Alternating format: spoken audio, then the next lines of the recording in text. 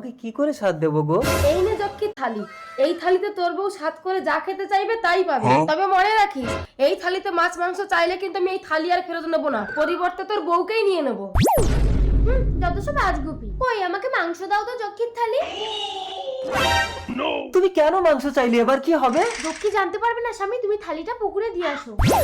ওই থালি আমি আর ফেরত নেবো না, অদৃশ্য শিকল দিয়ে তোর বউয়ের পা বেঁধে দিয়েছি, ওকে আমার পুকুরে ডুবিয়ে মারবো। না লক্ষ্মী দেবী, আমার বউকে তুমি নিও না। না, মানুষ হয়ে যক্ষীর সাথে লড়াই করা অসম্ভব।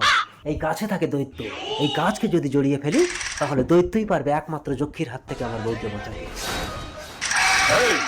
আমার বড়দাটা অদৃশ্য শিকল দিয়ে কে টেনে ফেলেছে? আমি যক্ষী, ওর বউ আমার থালি নষ্ট করেছে, তাই আমি ওর পায়ে অদৃশ্য শিকল দিয়েছি। তুমি আমার বড়দা ফেলেছো, আমি তোমার অদৃশ্য শিকল টেনে ছিঁড়ে দেবো। তুমি আমার শিকল ছিঁড়ো না, তাহলে আমি ওকে পুকুরে ডুবিয়ে মারতে পারবো।